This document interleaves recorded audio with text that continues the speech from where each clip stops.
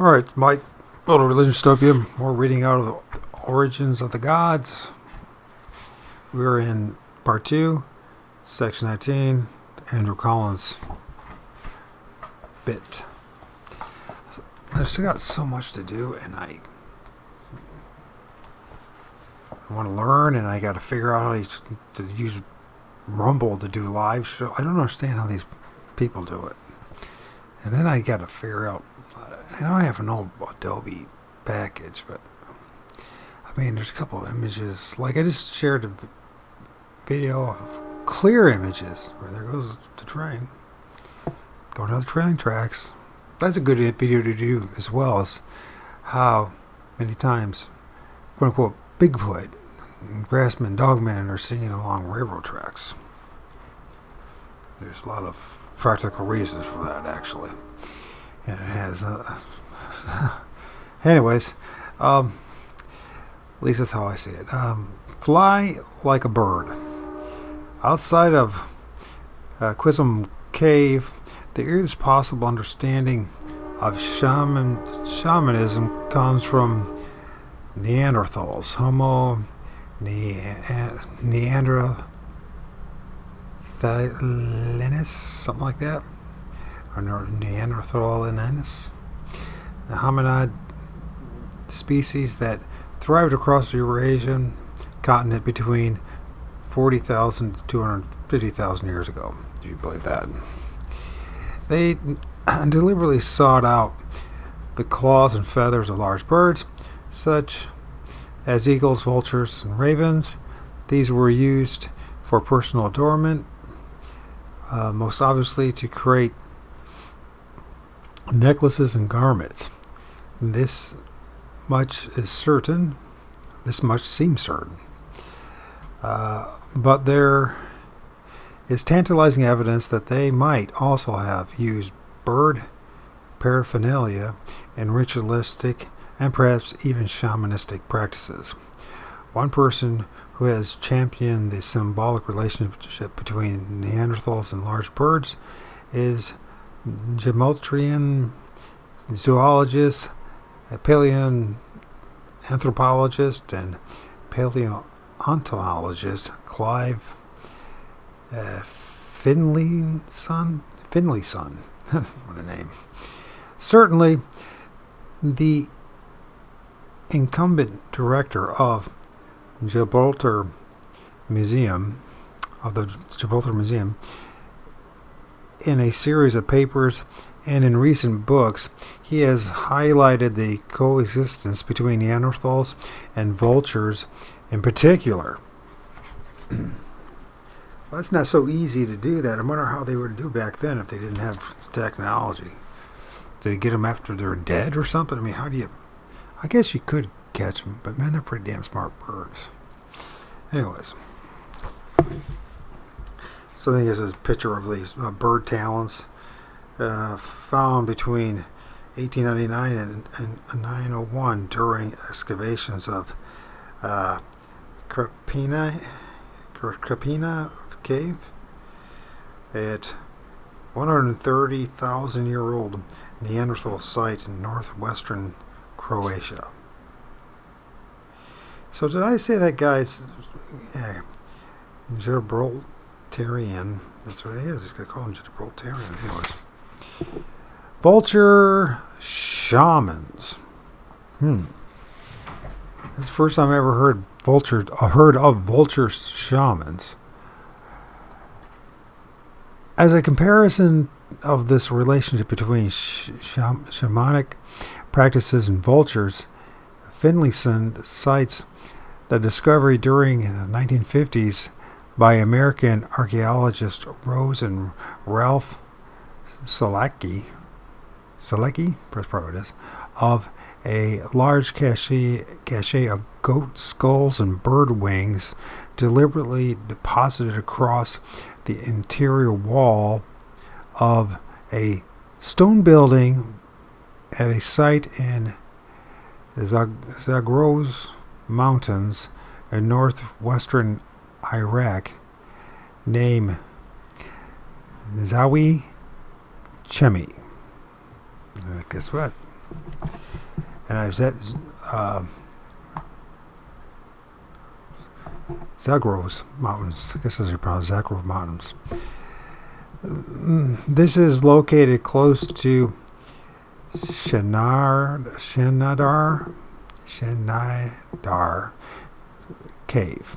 So close to the Shenadar Cave, a famous Neanderthal site overlooking the upper Zab River, a tributary to the Tigris River. I could pronounce that one at least.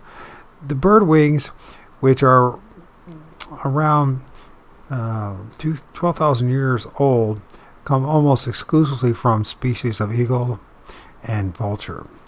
Many were still articulated when unearthed, meaning that the wings had been buried still with the feathers attached. This was made clear by cut marks on the various bones, showing that the wings had been deliberately detached from the bodies of the birds post-mortem.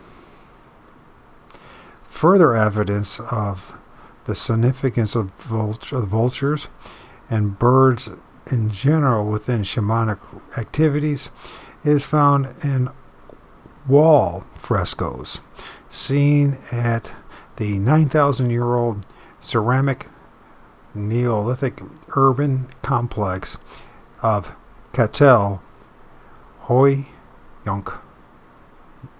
I guess. Hoyunk?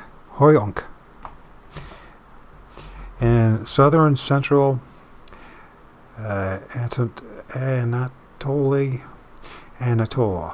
That's where it is. Anatolia. So, vultures are shown engaged in strange pursuits revolving around the practice of skull burial, the deliberate defleshing and consumption of human bodies by vultures, and human-bird hybrids, probably bird shamans. Even older still are carved reliefs of vultures on T-shaped pillars at the 11,500-year-old pre-pottery Neolithic site in Göbekli Tepe.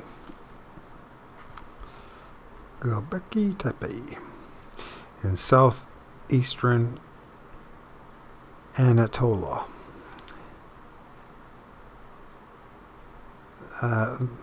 There they are seen in association with human heads, an abstract symbol of the human soul.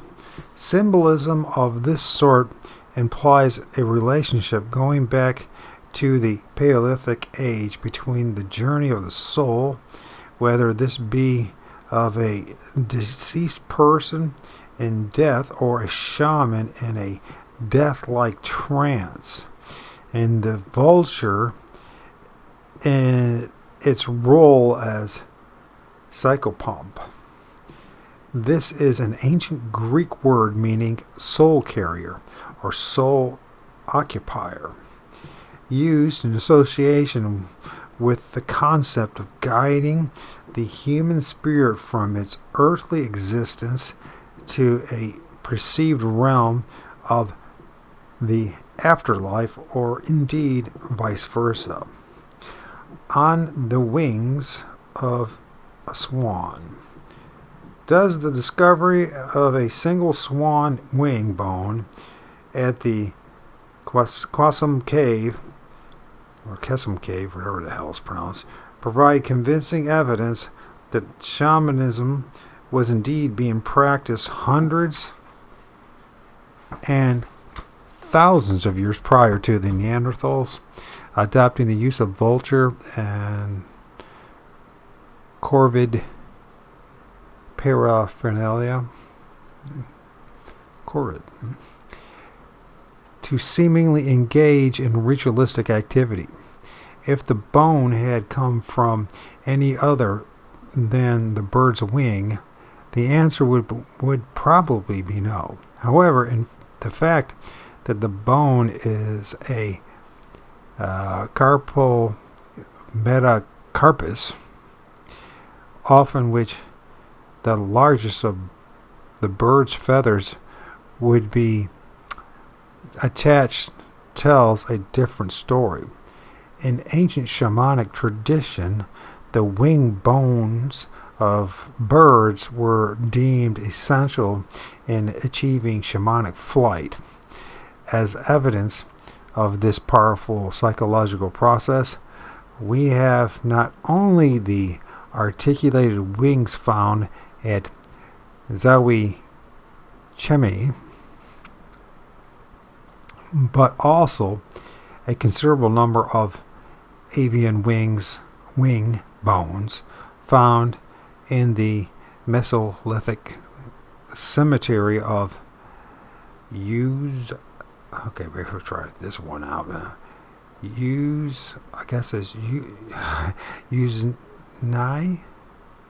I have no idea. It's Yuzhniy.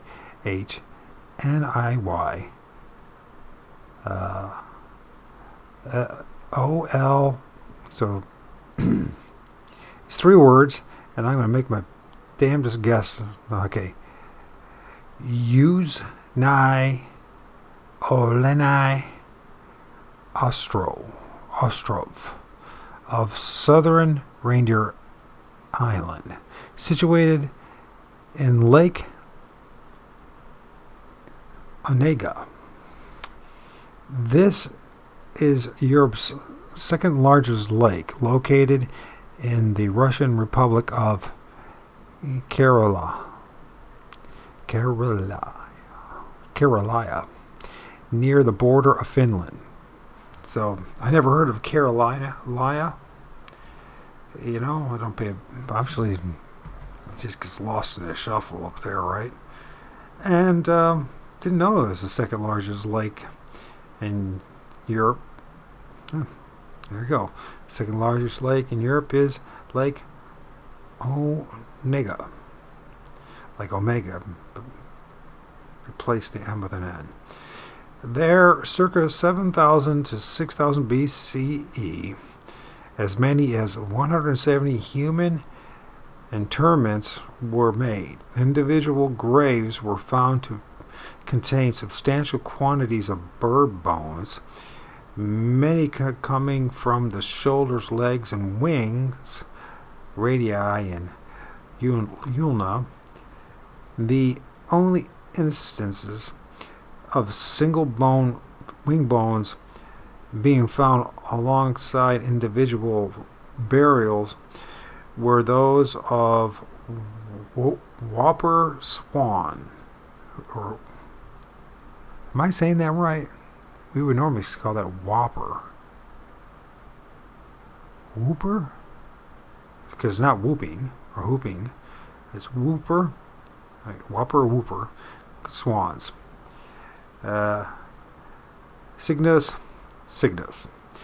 This led Christina Mannermay and her colleagues from the University of Helsinki in a detailed study of the bird remains found in the cemetery to write that the wings of whopper swans, quote, carried some special symbolic significance, end quote, whatever that means.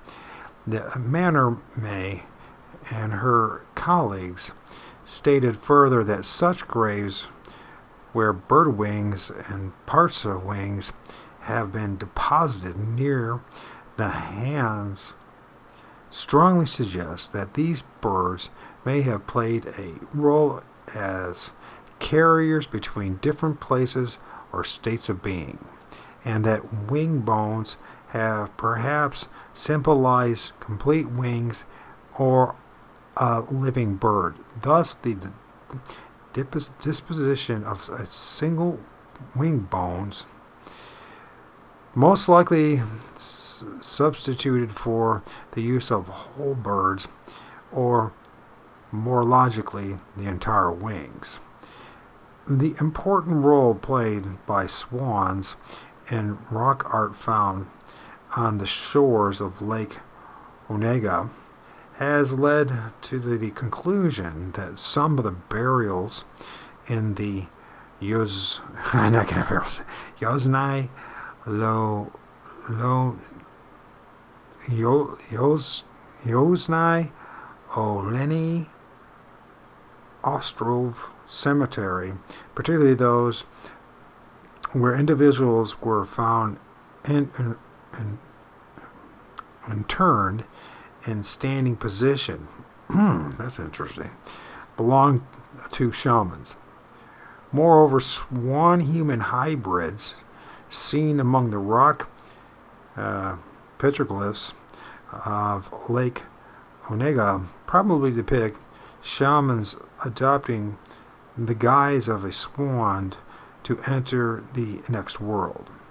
In some instances, small figures, perhaps signifying the soul either of a deceased person or that of a shaman, are depicted walking up and down elongated and quite linear swan necks, suggesting that they represent the journey from this world to the next, with the swan acting as psychopomp. Do you remember what a psychopomp now means? Push, push, push, push. I forgot what a psychopomp means. Sorry about that. Sorry about that if anybody hears this.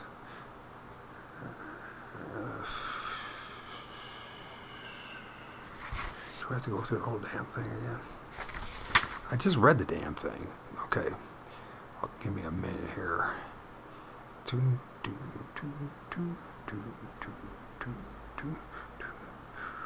Psychopomp is an ancient Greek word meaning soul carrier or soul occupier. So psychopomp. Soul carrier occupier. I always remember psychopomp. For whatever reason, swan burial and the afterlife journey. From the same epoch is the curious swan wing burial found at Vedbæk in Denmark, grave 8, which dates to approximately 5000 BCE. A fragmented proximal part of the right carpal metacarpus of a whooper swan or whopper swan was placed next to a newborn baby buried alongside its mother. Some scholars see this act simply as a sign of the harmonious coexistence that prevailed between humans and swans at this time. More likely, however, is that the deliberate deposition in a grave of a swan's wing was an attempt to ensure the child's transition from the land of the living to the realm of the dead. It was this same bone, a swan's carpal metacarpus, that was found deposited in the Quizum cave. Or maybe they put it there. That's how snaky some people are. The connection, however, between swans and the soul's journey to the afterlife would appear to be infinitely older than the Mesolithic age. For instance, at the Upper Paleolithic site of Malta, on the Balea River, a branch of the Angora River, west of Lake Baikal in southern East Siberia, no less than 14 mammoth ivory bird pendants of straight-necked swans were found during excavation in the 1920s, some with eye holes indicating they were used as pendulums. All are approximately 24,000 years old and depict swans in flight. When uncovered, at least 4 of the swan pendulums were found to be oriented north-south, something noted by German Medvedev of Irkutsk State University, Irkutsk, Siberia. I have no idea if I've pronounced that right. Irkutsk. One of the foremost experts of the Malta site, he wrote that the pendulum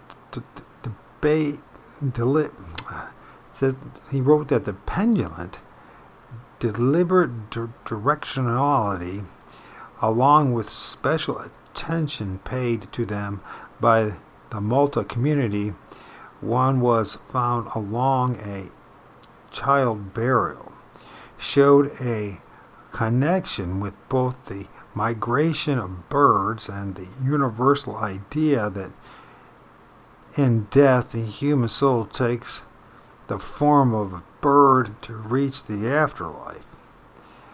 What is more, Medvedev saw the manufacture of the swan pendulums as perhaps a significant first appearance of animism in Siberia. The pendulums, therefore, constitute what could be the oldest evidence yet for relationship between swans, animism, and souls being seen as a bird in flight. All this helps us to better understand what the Quezon people might have singled out. The Quezon people might have singled out the wing bone of the swan as in some manner special to their symbolic activities. Even though there are no other pendulums of this type of ritual activity dating back to the lower Paleolithic age, there is evidence of an early relationship between bird wing bones and shamanism, much closer to Quezon Cave. A shaman's grave. In 2008, it was announced that a woman found in a 12,000-year-old Netafian grave during excavation at Hylazone Tektit. That's what it says. A grave west of the Sea of Galilee in current-day Israel had probably been a shaman. The excavation team, led by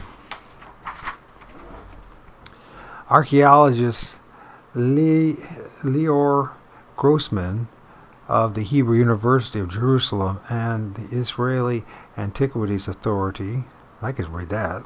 That's close. I almost could read something there. Determined that the woman was probably around 45 years old at death, had a pelvis and spine that were very obviously deformed. She had also been deliberately and turned away from all the other burials found at the site, while inside the grave was a collection of strange artifacts of probable ritual significance, among which were 2 wing bones belonging to a golden eagle.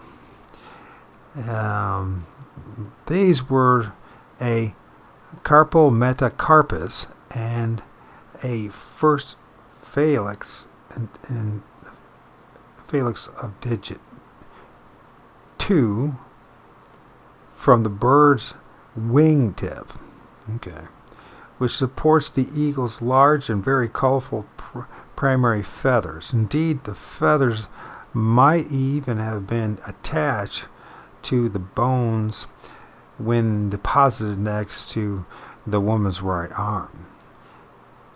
The goods accompanying the burial are, Grossman and her colleagues have stated, typical of shaman burials.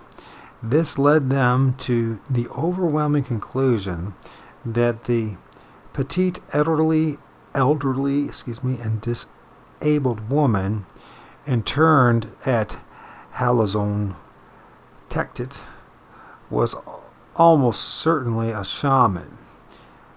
Thus, the eagle wing bones deposited in the unusual grave almost certainly signified the power of flight, the eagle having long been seen as an important soul bird in shamanic tradition. For instance, certain Siberian and Mongolian tribes speak not only of the first shaman being born of an eagle, but also of the shamanic arts having been taught by an eagle.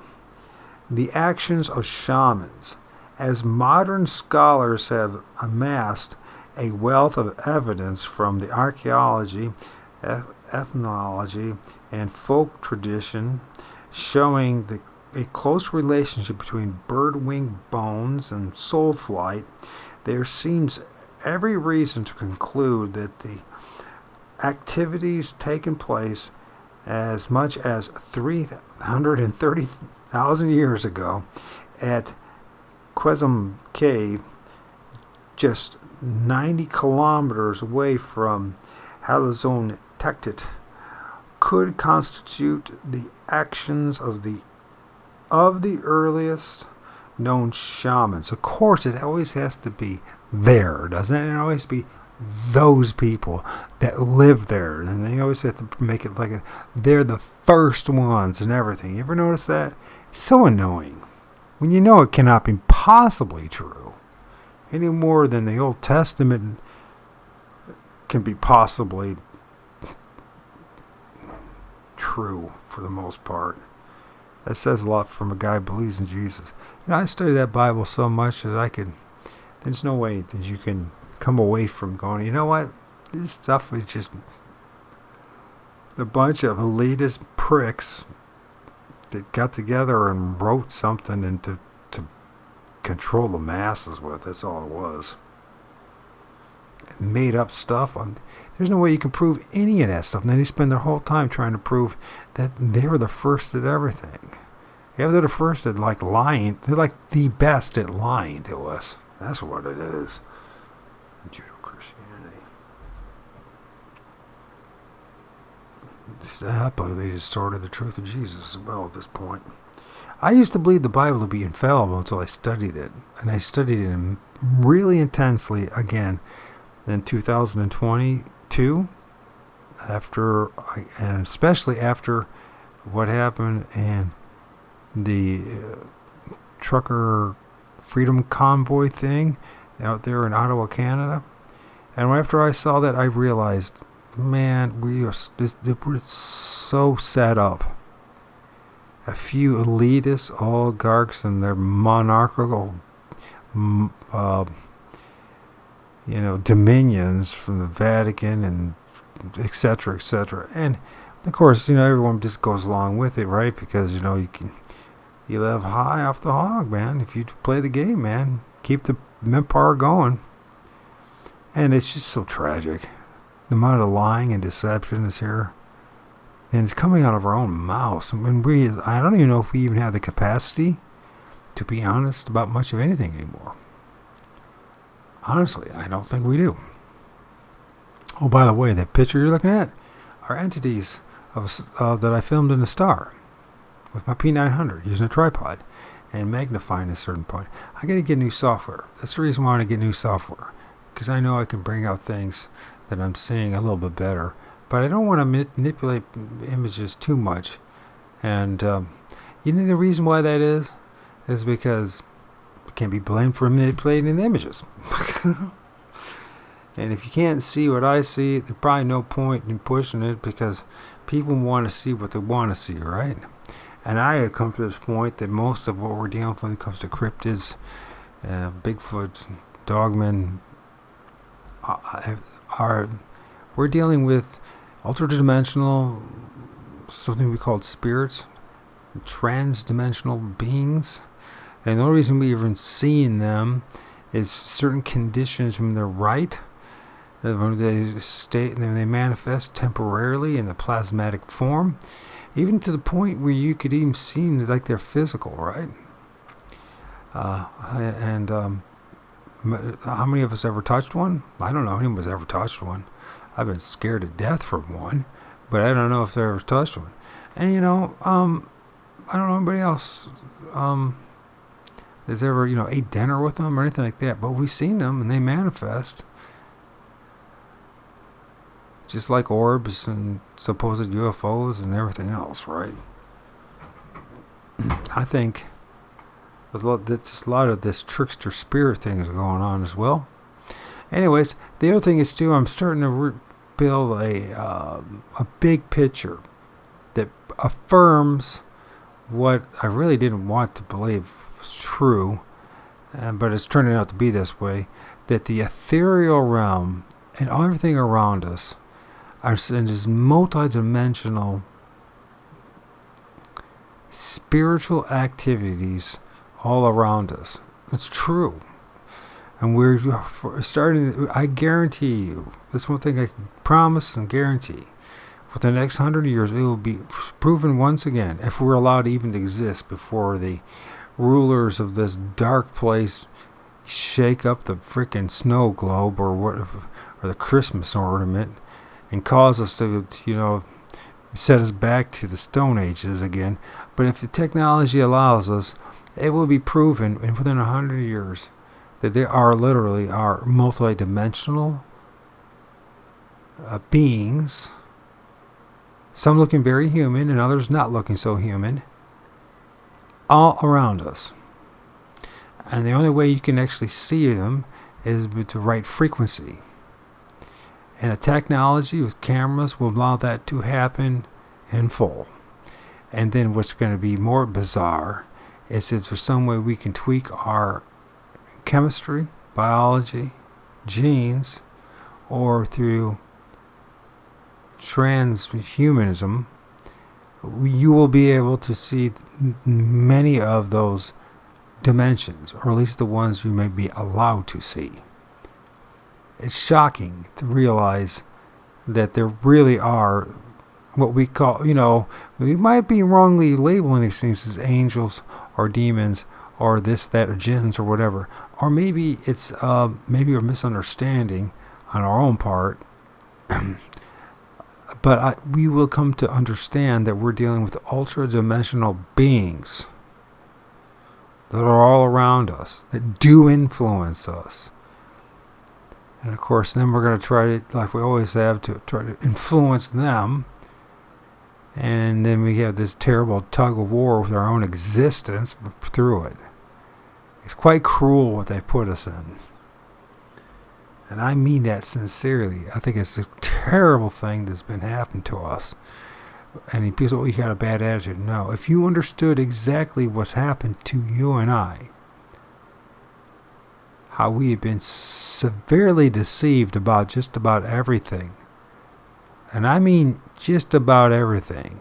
When I say that's probably like 99% of everything has been a lie to us.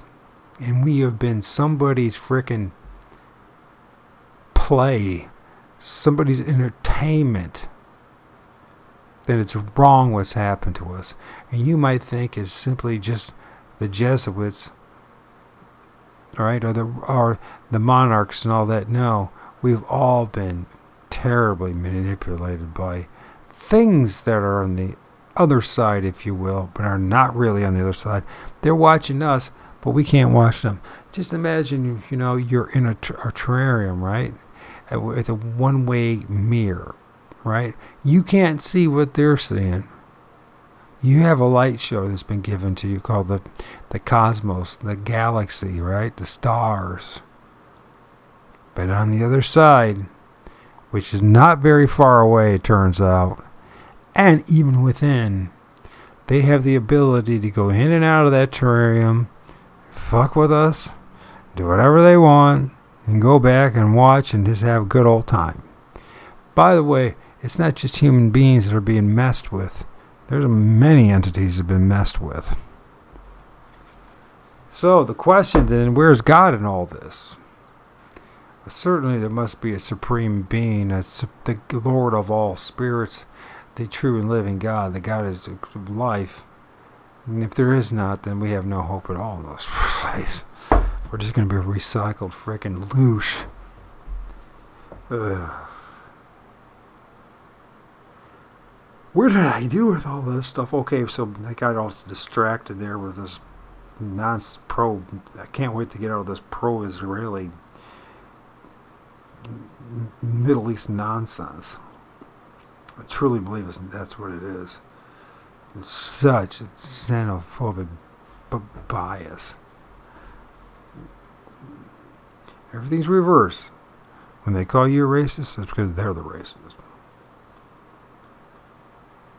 Anyways, if so, then how were the inhabitants of Quezon Cave able to make the transition from what we can only assume was a primitive form of animism to a more complex belief system involving the existence of otherworldly realms that, according to the shamanic tradition, are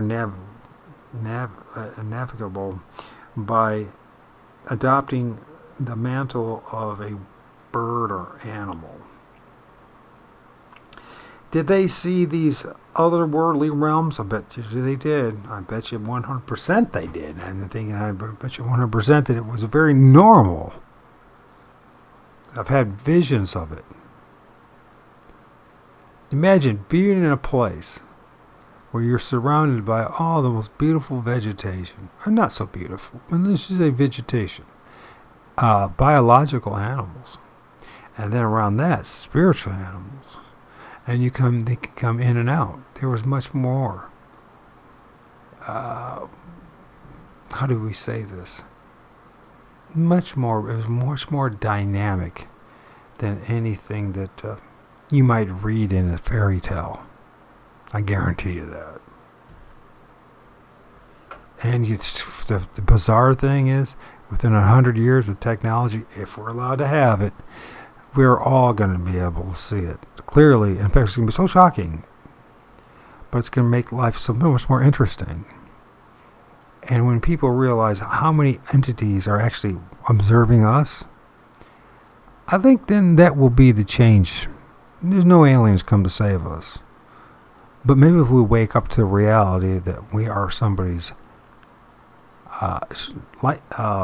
puppet show, we might do something about that. That one might be quite wise, don't you think, to do something about that? How to do that's another thing. That's when they said, if you partake of the fruit of good and evil, you become like us, like gods. Your eyes will be open and you'll be able to see everything that we're doing and what we see. And then we can't screw with you and use you for frickin' emotional electromagnetic loosh. That's the reality. No, this religious stuff is, it's hidden in plain sight, but they put the religious stuff in front of it, right? And around it, so you never get to the point in realizing that what happened is that somebody wanted to save us from the circumstances we're in, and was demonized and called a frickin' serpent, when in truth, whatever the spirit of this entity was doing, it was trying to save us. Save us from what? Extortion, exploitation. Everything's reverse. I guarantee you. Everything that you've heard in mainstream Christianity is reverse. It's the same that goes with Judaism, and the same that goes with Mohammedanism, and the same that goes with any other isms. The isms are designed there to ensnare you. I hate to say that because I spent so much time in it, but the more I study and the more I see and the more my eyes are open, I just realize we've been lied to about everything. Everything is around us, and everything that we believe in is just an agreement of more torment and enslavement. It's insane what they put us through. And people are agreeable of it. And there's people out there that they have no problem destroying your whole life to sustain this insanity. And they'll go home with no conscience. How does that happen?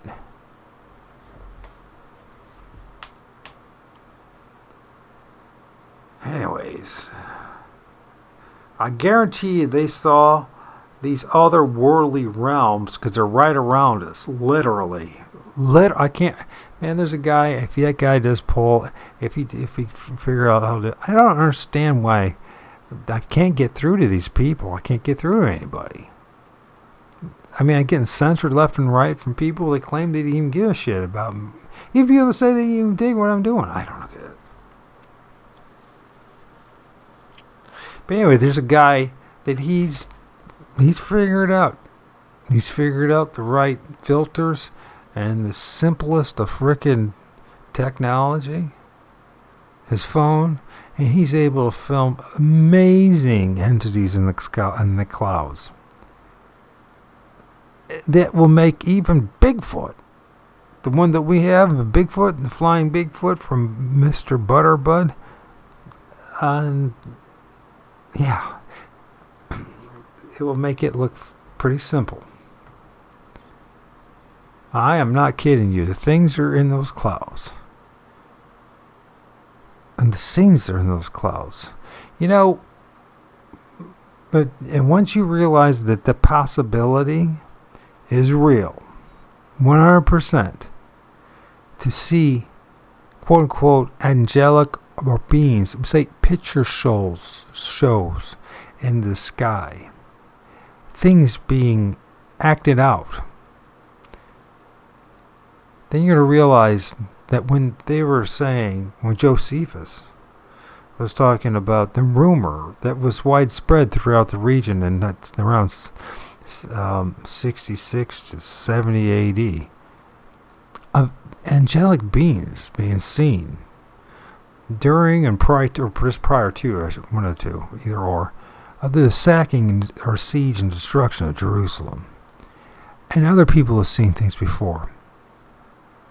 And it wasn't just balls of light in the sky.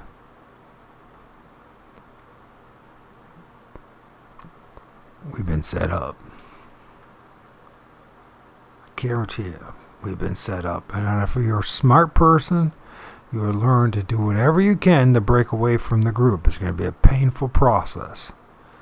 But that's the real journey, is to break away from the mind control of the group.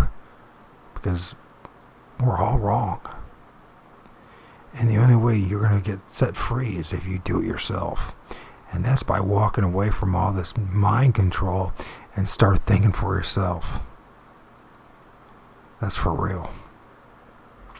And so what if everyone else in the world disagrees with you? I can guarantee it doesn't matter at the end of the day. And you will be able to deal with being a Fortean Emorite or hermit. And you will be proud of the fact that you are a hermit. If he goes, oh, that's so antisocial, and it's no, it's not antisocial. Far from it. You know what it is? It's me saying I don't want to accept your BS. I will do whatever I want to do. If I want to put my middle initial there with a lower H, I'll do it. And if you say it's wrong, who says so? You see? That's how it works. You have to be willing to be yourself. In the end of the day. And that's it. That's the work. You are the mystery school. And it has always been that way. You are the mystery school. And the mystery school is all around you. And only I give a little bit to you, an encouragement. A weak person like me.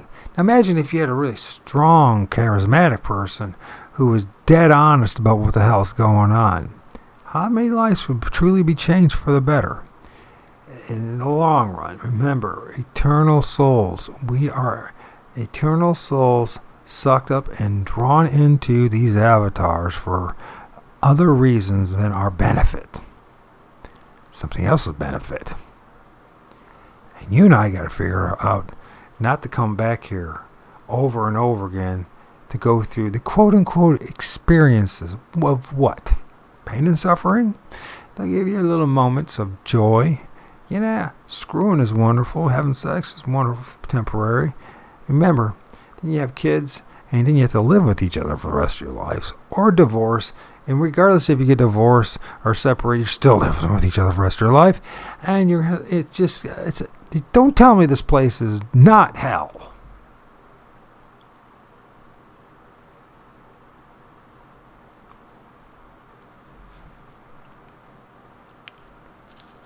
And I think that the underworld is not what they're telling us it is.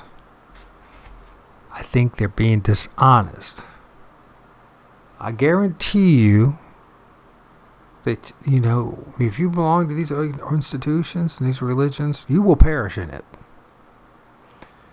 Which probably means you come back here again and again and again. And just imagine you get the wonderful opportunity to be a 12-year-old, starving kid in it could be a third world country, it could be here in this first world country, which is all a facade. And the only thing you're eating is frickin' Fritos and frickin' Oreos for dinner. And what do you think is going to happen to your brain and your soul and everything else? And then in the end, what do you do? Well, I've got to find a way out of this asphalt, concrete frickin' prison that I'm in. Oh, here you go. This is a wonderful idea. See this gadget we have? That shoots out bullets and stuff. Here, take one of those things. That will set you free. That will set you right into even a deeper prison. But hey, listen, this deeper prison, at least you'll have 3 square meals, right? Even if it's kind of crap, at least you won't starve. It's all prison. Somehow we have to work together. Somehow we have to stop looking at each other as different and understand that what we really are isn't the avatar that we're in. It's a deception. It's a gross deception. And I mean sincerely, it is a gross deception.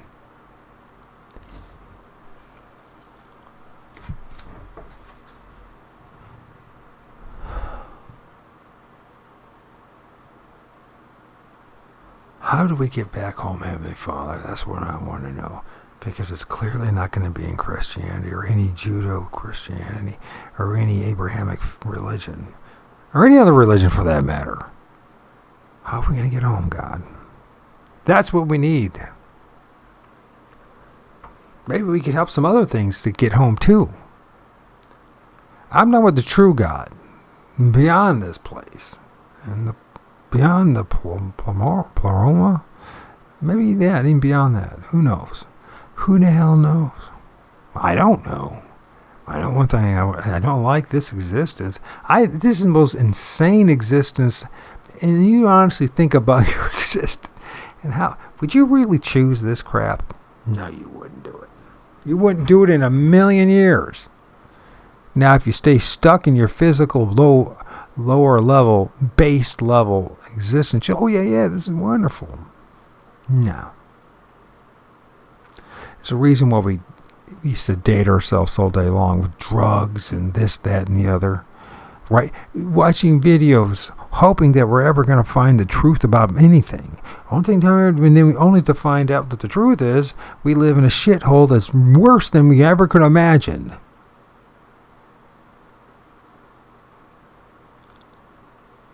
That's the truth. And the truth is somehow we got to set ourselves free, if there's any way. You know what? While everyone else is farting around, and I've now for how many generations, just like everyone, the world's going to end, and we got to do something about it. So let's get together and fight for people's freedom and rights. Really? The only way that's going to happen is when we wake up to the multi-dimensional deception and imprisonment we're in. And I'm not talking the physical one alone. And I guarantee until we figure out how to deal with the spiritual one, and I'm sure these ancient shamans realized that same thing. They realized the same dang thing. And then the institution showed up. Hey, let's don't help people to be set free. Let's enslave them and make them redundantly, our slaves, our servants, so that we don't have to work hard anymore. I'm going to find out that you end up working harder even more because you have to spend your whole life deceiving other people. It's tragic. It is tragic. It is tragic. This whole damn existence is tragic. I see what a lot of these oligarchs and the rulers you don't want to do. They want to burn this place down. They're trying to do, bring back God. That's what they want to do. No, what they want to do is end this. The ones that are wise want to know. They want to end this whole existence. They want to end it in our terms, right? It's not going to happen the way they want it, though. But they know what's going on. I'm not telling you anything that's not true, people. There are things all around us. Multidimensional things that we can't see or touch. Once in a while we can, but it's once in a while just to remind us that how bad the situation is. That's pretty what it comes down to. Where I was at with all this, I almost had a couple more sentences, but okay, blah blah blah. So we're talking about this whole thing. So did they, the shamans, way back then, allegedly, did they see the otherworldly realms as a place of destination of the soul after death, or classifying it as an abode of the ancestors? And last, how might any of this have impacted on the series of advancements and innovation accredited to the Quantum people? God, they got it so desperate. They got to be the number one in everything, even though they're never the number one. The only thing number one is lying. And to even begin to answer this question, I know that my next step was to make contact with the key archaeologists responsible for the extraordinary discoveries being made right now in Quantum Cave. Propaganda straight from that place, and through them to find out whether it might be possible to visit the site. Within just a few days, I was in communication with Ran Bar Kai, or something like that, and his colleagues, Ava Gopher, two of Israel's top archaeologists. Shortly afterwards, I was on a flight bound to Tel Aviv, an important exploration ahead of me. But we must pursue through this, even if we don't like certain aspects of this, because certain aspects of it are important. Not as pro this, that, or other, some group somewhere in the middle of this cesspool. No. Nope. It's to understand the multifaceted deception that we're in, and how we might be able to get, in fact, to some sense of deliverance. You're going to try, go all the way. Otherwise, don't even start. If you're going to try, go all the way. This could mean losing girlfriends, wives, relatives, jobs, and maybe your mind.